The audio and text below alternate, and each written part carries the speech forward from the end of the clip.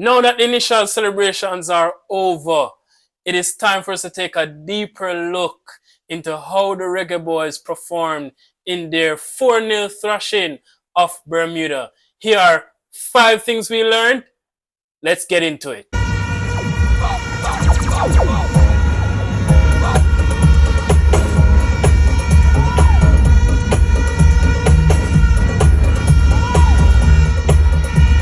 Welcome to SportsJam Media. Remember to like, share, and if you haven't, subscribe. Here are 5 things we learned, starting with number 1, squad depth.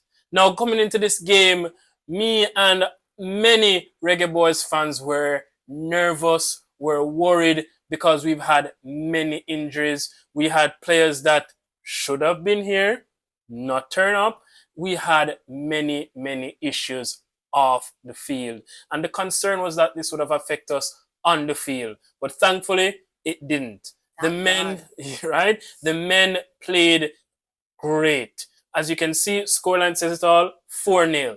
Now, when we talk about the squad depth on the night, we're talking about our substitutes. When we talk about how Shamar Nicholson came on and scored his 20th goal for the country, he's really, in my opinion, a benchmark for many Jamaican young men who want to go off to that next level in football. Now, of course, we had other players, strikers play on the night.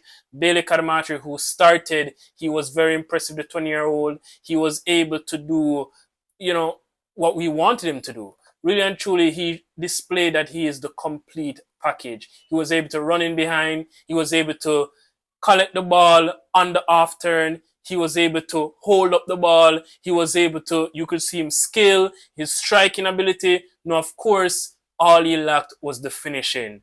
On the night, of course, unfortunately, we weren't able to see Warner Brown. Warner Brown didn't touch the field, but coming into the game, he was the informed Jamaican striker. We look forward to seeing him in additional games that are coming up against Trinidad, in the other 4 World Cup qualifying matches after that as well. Of course, Antonio, controversial in the squad. But of course, during halftime, if you notice, he was there coaching young Kadamatri. It's almost like will be going into a more coaching role. Perhaps that is what the coach, Steve McLaren, was alluding to. Now, of course, we had additional players coming on. Young Kaim Dixie came on, played a very good game. You could see his thirst, his hunger to prove himself. Kaim, if you ever see this, you have nothing to prove. Please hold your head up and play the ball. We know you can play. Of course, also, we had Holgate come on. He was very impressive. When he came on, he was very impressive. For the few minutes that he did play, he was able to marshal the backline very well. Now, what I want us to realize is that it doesn't take a starting 11 to make it to the World Cup. It needs more than a starting 11 to do well at the World Cup. And what we have is a great squad that is doing well. And keep in mind, all I'm speaking about is the squad depth on the night. Now, outside of that, we had so many players injured. I was able to, I was sitting down last night and I was able to literally come up with a starting 11 of just injured players.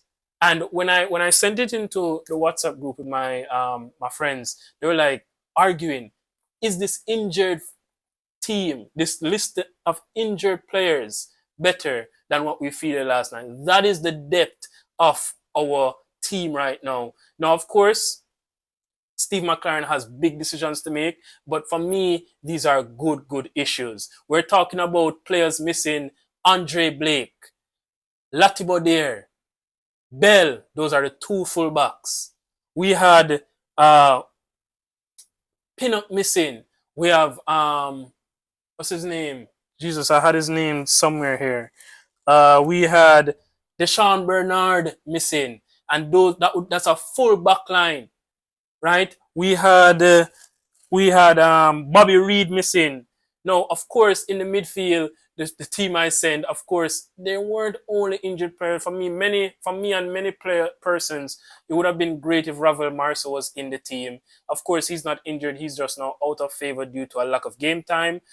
We also had additional players like Leon Bailey missing due to injury. We had, of course, young Gray, well, not young anymore, Gray out due to injury. We had, who else did we have out due to injury? Romario Williams, while he's not injured, of course, he's an ever-present and one of my favorite Reggae Boy players. Lambert didn't get a footing last night.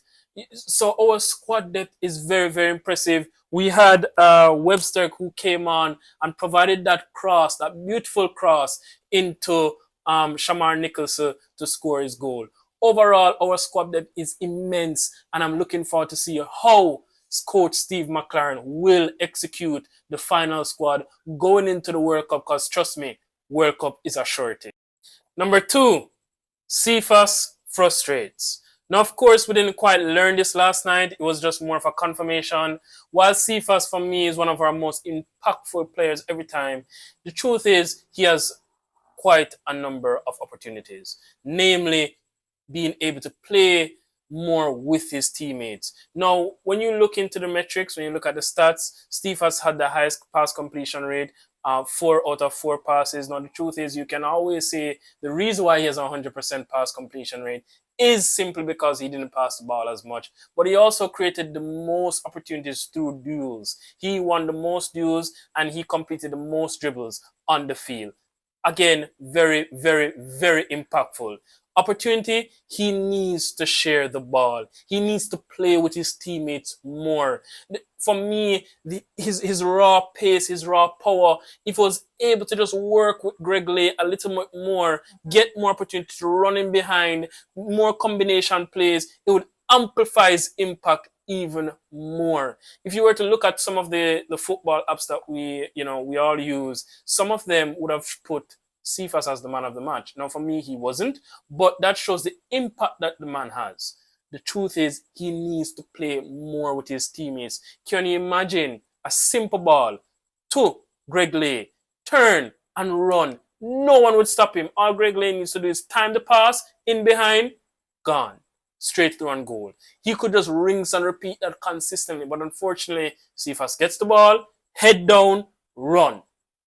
The goal he scored, the truth is, I'm sure if he did not score that goal, everyone would be upset.